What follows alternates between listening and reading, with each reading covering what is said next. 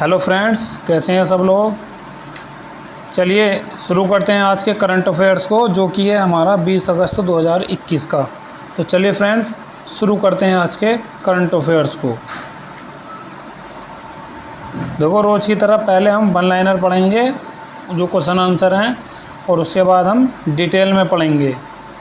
तो फ्रेंड्स, ये है हाल ही में जिस देश ने संयुक्त राष्ट्र यानी यूएन के सहयोग से दुनिया भर में काम कर रहे शांति सैनिकों, ठीक है, शांति सैनिकों की सुरक्षा सुनिश्चित करने के लिए एक प्रौद्योगिकी मंच शुरू किया है। तो किसने किया है? वो किया हमारे भारत ने। किसने किया है? भारत ने। नेक्स्ट क्वेश्चन है हमारा, विश्व मानवतावादी दिवस। देखो, ये विश्व मानवतावादी दिवस कब मनाया जाता है? तो विश्व मानवतावादी दिवस मनाया जाता है हमारा 19 अगस्त को। कब मनाया जाता है? हमारा 19 अगस्त को। ठीक है फ्रेंड्स। नेक्स्ट क्वेश्चन हमारा, केंद्रीय मंत्रिमंडल ने भारत और जिस देश के बीच आपदा प्रबंधन पर समझौता और ज्ञापन को मंजूरी दी है। तो किसे दी है फ्रेंड्स? ये दी है हमारे बांग्लादेश को। किसको दी है? बांग्लादेश को। ठीक है फ्रेंड्स। हमारा नेक्स्ट क्वेश्चन है, टीसीएस कंपनी 17 अगस्त 2021 को जितने लाख करोड़ रुपए के बाजार मूल्य को पार करने वाली दूसरी भारतीय कंपनी बन गई है। तो कितने लाख करोड़ को? ये बनी है हमारे 13 लाख करोड़ रुपए को। सही है, कितने? 13 लाख करोड़ रुपए। ठीक है फ्रेंड्स। नेक्स्ट है, ये हमारा सूचना एवं प्रसारण मंत्रालय के नए सचिव के रूप में जिसे नियुक्त किया गया है। किसको नियुक्त किया गया है? ये हमारे अपूर्व चंद्र, इनको सूचना एवं प्रसारण मंत्रालय के नए सचिव के रूप में नियुक्त किया गया है। भारत के लिए लंबे समय से घरेलू क्रिकेट खेल रहे जिस खिलाड़ी ने संन्यास लेने की घोषणा की है, तो किसने की है? ये की है हमारे मनन शर्मा ने। किसने की है? मनन शर्मा ने। ठीक है फ्रेंड्स, आगे चलते हैं। देखो कितना अच्छा दिन है, विश्व मच्छर दिवस।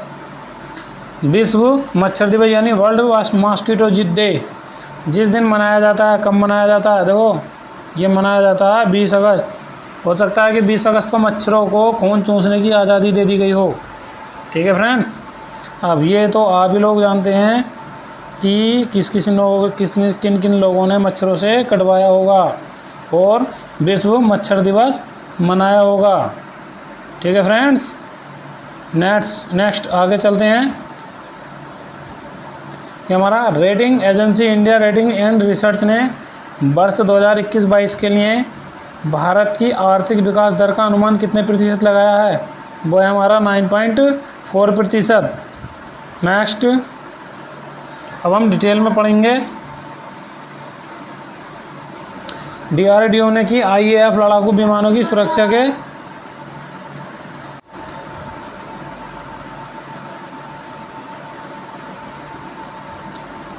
यह हमारा रक्षा अनुसंधान और विकास संगठन डीआरडीओ ने 19 अगस्त 2021 को यह सूचित किया है कि उसने एक उन्नत चैफ, देखो क्या है ये? उन्नत चैफ यानी भूसा तकनीक विकसित की है। क्या की है? भूसा तकनीक। ठीक है फ्रेंड्स, ये की हमारी उन्नत चैफ भूसा तकनीक विकसित की है, जो भारतीय वायुसेना के लड़ाकू विमानों को शत्रु के रडार लक्ष्यों से बचाने के लिए है। भारतीय वायुसेना की वार्षिक रोलिंग सतत आवश्यकता को पूरा करने के उद्देश्य से बड़ी मात्रा में उत्पादन के लिए सैन्य उद्योग को भूसा प्रौद्योगिकी दी गई है। देखो कौन सी? भूसा प्रौद्योगिकी। यह एक महत्वपूर्ण रक्षा तकनीक है जिसका उपयोग लड़ाकू विमानों को शत्रु देश के रडार लक्ष्यों से बचाने के लिए किया जाता है। रक्षा मंत्री राजनाथ सिंह, देखो रक्षा मंत्री कौन है हमारे इस समय? हमारे रक्षा मंत्री हैं राजनाथ सिंह और गृह मंत्री अमित शाह। तो रक्षा मंत्री राजनाथ सिंह ने आईएएफ, डीआरडीओ और सैन्य उद्योग को इस महत्वपूर्ण तथा रक्षा प्रौद्योगिकी के सफल स्वदेशी विकास के लिए बधाई दी है। उन्होंने इसे रणनीतिक रक्षा प्रौद्योगिकी में आत्मनिर्भर भारत की ओर डीआरडीओ का एक और सफल कदम करार दिया है। Okay friends. देखो मच्छर दिवस की बात करते हैं। विश्व मच्छर दिवस 20 अगस्त, जाने इसकी दिवस, इतिहास और महत्व और थीम। देखो इसके जानते हैं इसके बारे में।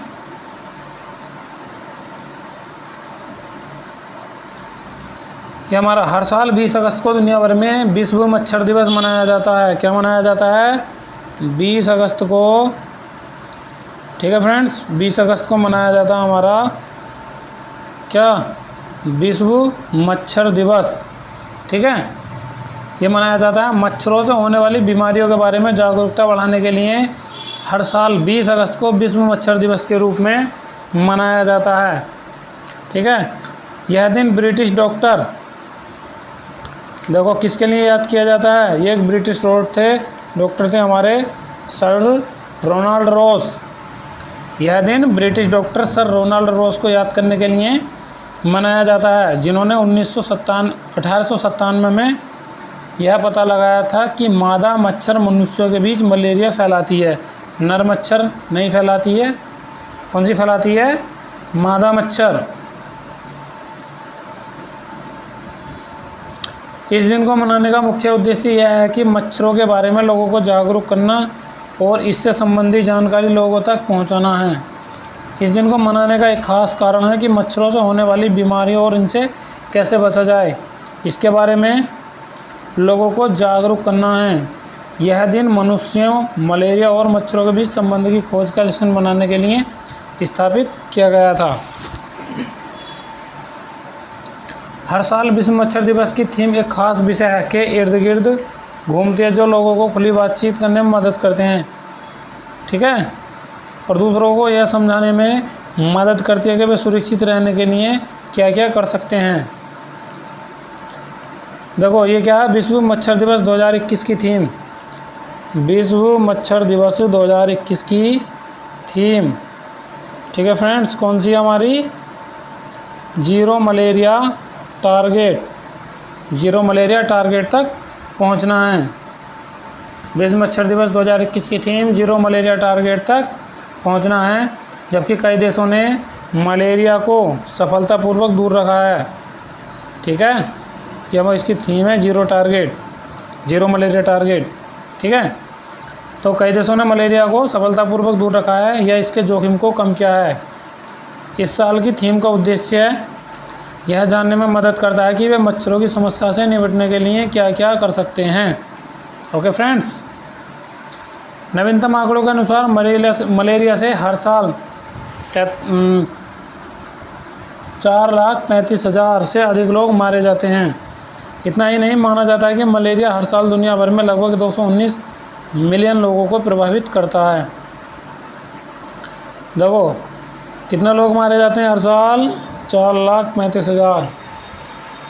और कितने? मलेरिया हर साल दुनिया भर में कितने लोगों को? 219 मिलियन लोगों को प्रभावित करता है। भारत एनाफिलीज और एडिस जैसे मच्छरों की कई प्रजातियों के लिए अनुकूलन प्रजनन स्थल होने के कारण यह पीले बुखार, डेंगू, मलेरिया और अन्य बीमारियों के लिए हॉटस्पॉट बनता है। इस बीमारी से बचने का सबसे अच्छा तरीका है कि आप अपने आप मच्छरों के काटने मच्छरों से बचाएं।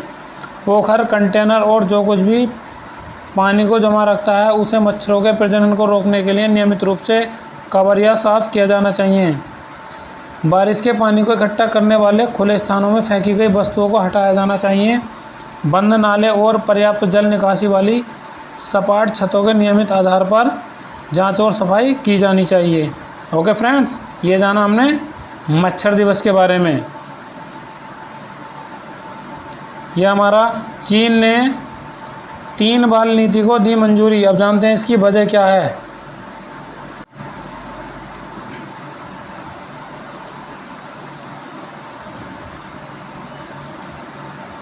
चीन ने हाल ही में 3 बच्चों की नीति, कौन सी नीति थी चीन की? 3 बच्चों की नीति को मंजूरी दे दी है। चीन में दंपतियों को अब 3 बच्चे पैदा करने की इजाज़त मिल गई है। कितने बच्चे इजाज़त मिल गई है? 3 बच्चे। चीन की राष्ट्रीय विधायिका ने 20 अगस्त 2021 को दुनिया के अधिक आबादी वाले देश भर में जन्म दर में भारी गिरावट को रोकने के उद्देश्य से एक प्रमुख नीतिगत बदलाव करते हुए सत्तारूढ़ कम्युनिस्ट पार्टी द्वारा, देखो कौन सी पार्टी है हमारी, सत्तारूढ़ कम्युनिस्ट पार्टी द्वारा 3 बच्चों की नीति का औपचारिक रूप से समर्थन किया गया।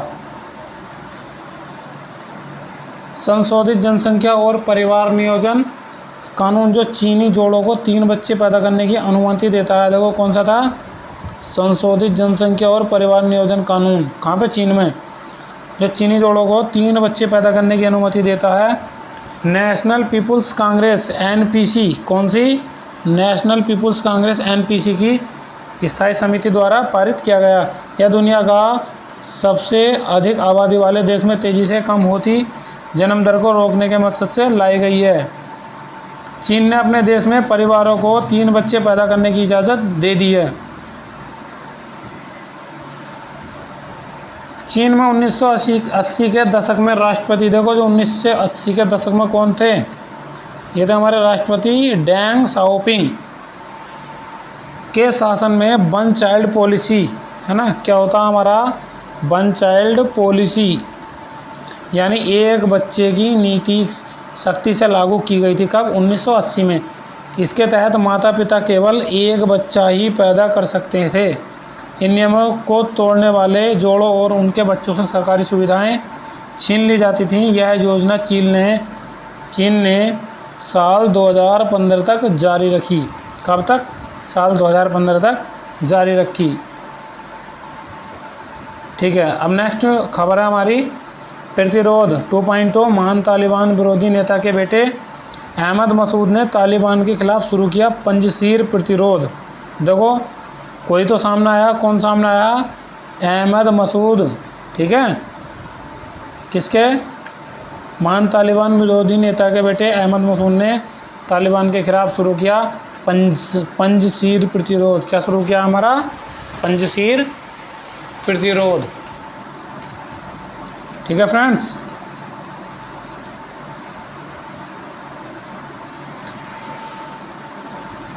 अफगानिस्तान में युद्ध अभी ख़त्म नहीं हुआ है। प्रसिद्ध तालिबान विरोधी, वो तालिबान विरोधी कौन है, नेता अहमद शाह मसूद। जो ये तालिबान विरोधी नेता था अहमद शाह मसूद के बेटे कौन, हमारा अहमद मसूद ने पंजशीर घाटी से तालिबान की वापसी के खिलाफ सशस्त्र प्रतिरोध 2.0 की शुरुआत की घोषणा कर दी है। उनके साथ अफगानिस्तान के पूर्व उपराष्ट्रपति कौन, अमरुल्ला सालेह भी शामिल है, जो कि अफगानिस्तान के क्या इस समय कार्यवाहक राष्ट्रपति हैं, तो वो भी शामिल है जिन्होंने खुद को अफगानिस्तान का कार्यवाहक राष्ट्रपति घोषित कर दिया है। पंजशीर प्रतिरोध ने अफगानों के लिए तालिबान से आज़ादी हासिल करने की उम्मीद लगाई है, जो वर्तमान में अफगानिस्तान में नई सरकार बनाने की मांग कर रहे हैं। पंजशीर अफगानिस्तान के 34 प्रांतों में से, कितने प्रांतों में से, 34 प्रांतों में से आखिरी और इकलौता ऐसा प्रांत है जिस पर तालिबान का कब्जा नहीं है, जिस पर तालिबान का कब्जा नहीं है। रिपोर्टों के अनुसार अहमद मसूद ने तालिबान को इस शर्त के साथ एक समझौता करने की पेशकश की है कि तालिबान पंजशीर घाटी में प्रवेश ना करे और सरकार में अन्य दलों की आवाज़ सुने। हालांकि इस बात की पुष्टि होना अभी बाकी है। ठीक है फ्रेंड्स, अफगानिस्तान के हिंदू कुश में, देखो क्या, अफगानिस्तान के हिंदू कुश में काबुल के उत्तर की ओर स्थित क्या है हमारी पंजशीर घाटी, जिसको क्या कहा जाता है हमारा, इसको कहा जाता है हमारा 5 शेर घाटी का नाम, और उन 5 पांडवों के नाम पर रखा गया जिनके बारे में वहाँ की मूल लोक कथाओं के अनुसार ऐसा माना जाता था कि उन्होंने इस स्थान से ही महाप्रस्थान प्राप्त किया था। यह घाटी दशकों तक पहली बार वर्ष 1980 के दशक में सोवियत संघ के खिलाफ और फिर वर्ष 1990 में दशक में तालिबान के खिलाफ प्रतिरोध का गढ़ रही थी।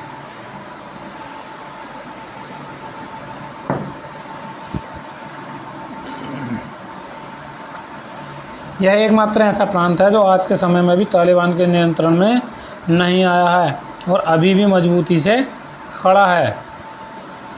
ठीक है, तो कोई मोस्ट इम्पोर्टेंट बात कौन सी, अहमद शाह मसूद को पंजशीर का शेर कहा जाता है। अहमद शाह मसूद को पंजशीर का शेर कहा जाता था। वे वर्ष 1980 के दशक में अफगान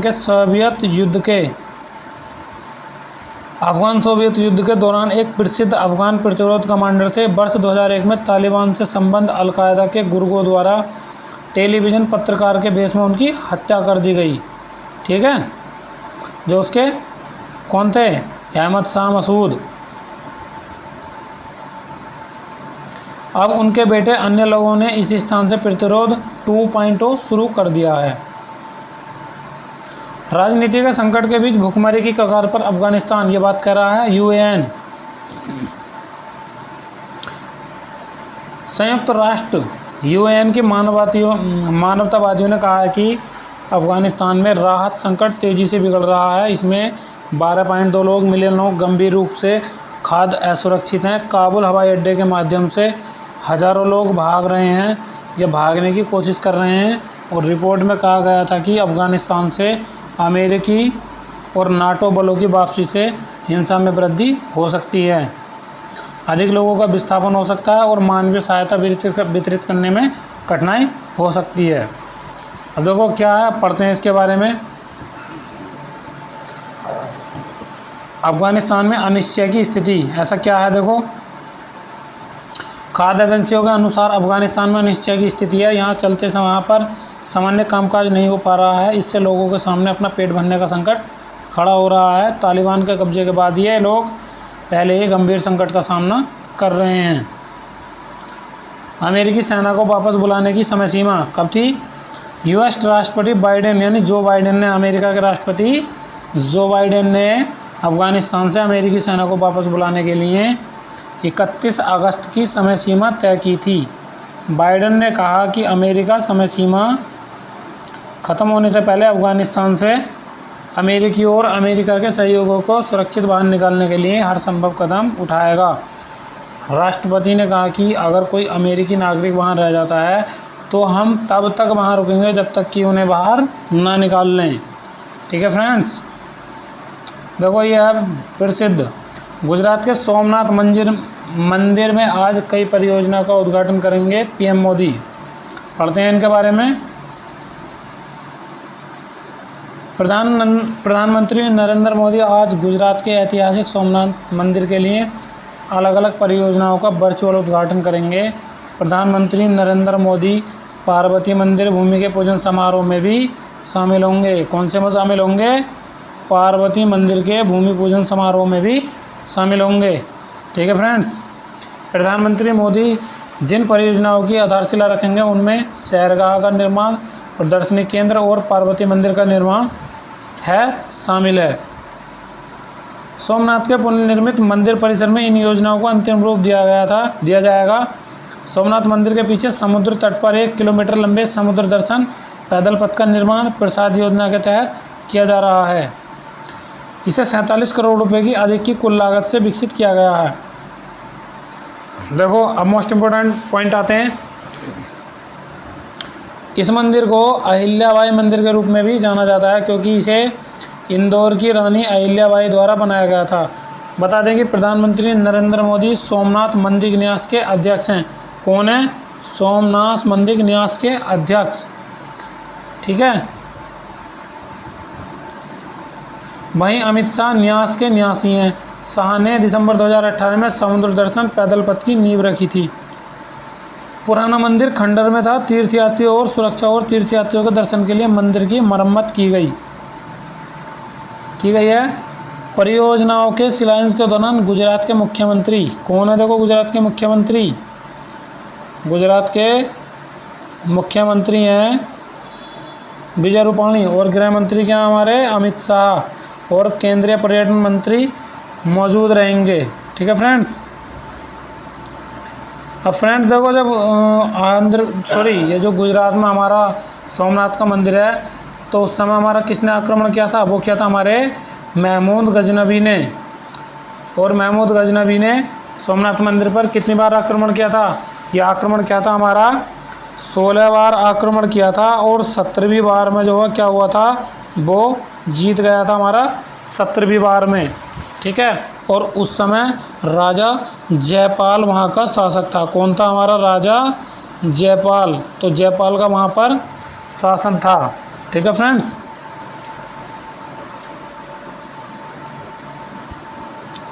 अब नेक्स्ट कुछ क्वेश्चन है, अब हम उनके बारे में पढ़ेंगे। जैसे यह है, आंध्र प्रदेश सरकार ने कौन सी योजना शुरू की है?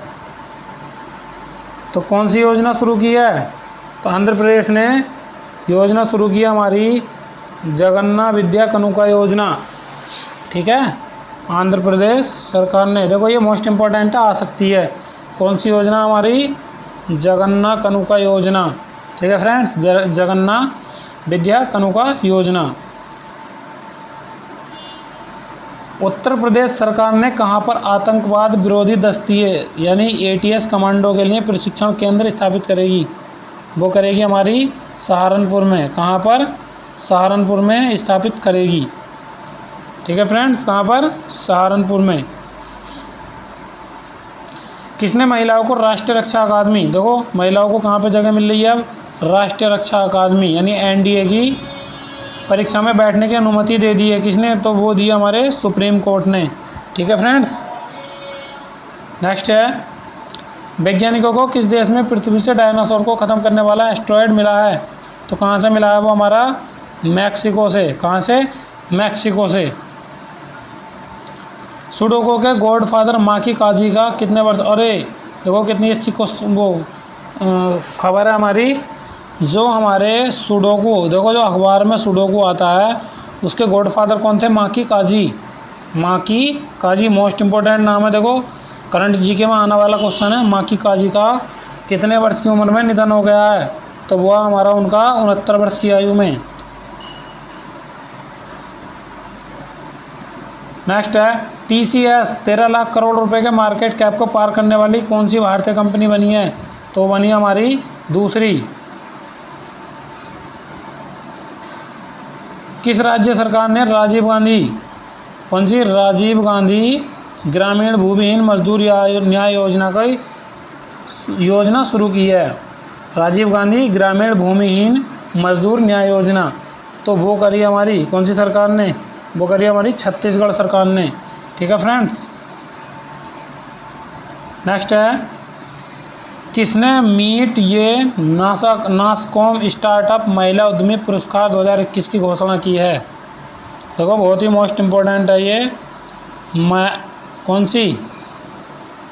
मियाइट बाई नासकॉम स्टार्टअप योजना महिला उद्यमी पुरस्कार 2020-21 की घोषणा की है। तो किसने की है भाई? ये हमारे की है भारत सरकार ने। ठीक है फ्रेंड्स, हमारी भारत सरकार ने की है।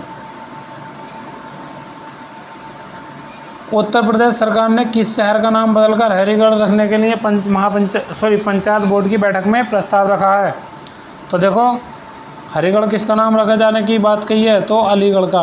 कल परसों ही पढ़ाया है। ठीक है फ्रेंड्स, देखते हैं नेक्स्ट क्वेश्चन। 19 अगस्त को विश्व भर में कौन सा दिवस मनाया जाता है? वो मनाया जाता है हमारा आलू दिवस। कौन सा? आलू दिवस। विश्व मानवतावादी दिवस, विश्व फोटोग्राफी दिवस। देखो 3 दिवस एक ही दिन मनाए जा रहे हैं। ठीक है फ्रेंड्स, आगे कुछ पढ़ते हैं। ये हमारा छात्र उद्यमिता कार्यक्रम 3.0 स्टूडेंट एंटरप्रेन्योरशिप प्रोग्राम 3.0 इसका मुख्य बिंदु। छात्र उद्यमिता कार्यक्रम 3.0 SEP। ठीक है, 3.0 की अगली तीसरी श्रृंखला 16 अगस्त 2021 को अटल टिंकरिंग लैब्स के युवा नवप्रवर्तकों के लिए शुरू की गई है। ठीक है फ्रेंड्स, यह कार्यक्रम अटल innovation mission AIM NITI Aayog द्वारा लॉ फाउंडेशन डेसॉल्ट सिस्टम के सहयोग से शुरू किया गया था। यह SEP 3.0 की थीम मेड इन 3D। इसकी थीम क्या है? देखो मोस्ट इम्पोर्टेंट क्वेश्चन आ गया हमारा। तो SEP 3.0 की थीम मेड इन 3D। ठीक है, यानी speed the future entrepreneurs program है। ठीक है, SEP की मेड इन 3D। तो 2017 में La Main à la Pâte foundation और ला फाउंडेशन डिज़र्ट सिस्टम यूरोप के द्वारा थीम की अवधारणा और फ्रांस में शुरू की गई। कहाँ पर की गई? हमारी फ्रांस में। ठीक है। इस कार्यक्रम के तहत प्रत्येक स्कूल की एक टीम जिसमें 6 छात्र और 1 शिक्षक शामिल है को अपना स्टार्टअप और डिज़ाइन बनाने के लिए सीड फीडिंग आवंटित की जाएगी। वे 3D प्रिंटिंग का उपयोग करके अपने नवाचार का प्रोटोटाइप भी बना सकते हैं। उत्पाद मूल्य का निर्धारण को परिभाषित कर सकते हैं, विपणन और अभियान तैयार कर सकते हैं और विस्तार रणनीति बना सकते हैं। देखो, ये हमारा शिक्षक भर्ती परीक्षा के लिए ज़रूर आ सकता है, क्योंकि इसमें कितने 6 छात्र और 1 शिक्षक, ठीक है, शामिल होंगे। इस कार्यक्रम के माध्यम से टीम को एक स्टार्टअप जैसे काम करता है, इसका वास्तविक अनुभव मिलेगा। प्रत्येक स्कूल का स्टार्टअप कार्यक्रम के अंत में एक खेल प्रतियोगिता में भाग लेंगे और उद्योग और शिक्षा जगत के विशेषज्ञों के सामने अपना मार्केटिंग अभियान प्रस्तुत करेंगे। SCP 3.0 का महत्व। छात्र नवोन्मेषकों को डेसॉल्ट स्वयंसेवकों के साथ काम करने का मौका मिलेगा और उन्हें मेंटर समर्थन, प्रोटोटाइप और परीक्षण सहायता प्राप्त करने में मदद मिलेगी। यह एंड यूजर फीडबैक, बौद्धिक संपदा, इंटेलेक्चुअल प्रॉपर्टी पंजीकरण के साथ साथ पेटेंट भी प्रदान करेगा। यह कार्यक्रम छात्रों को विनिर्माण सहायता प्रदान करने और उत्पाद को बाजार में लॉन्च करने में मदद करेगा। सो फ्रेंड्स, आज के लिए इतना ही। आई होप आपको वीडियो पसंद आई तो हमारे चैनल को लाइक कीजिए और सब्सक्राइब कीजिए, और वीडियो में कुछ इम्प्रूवमेंट के लिए हमें कमेंट कर सकते हैं। So friends, thank you. जय हिंद।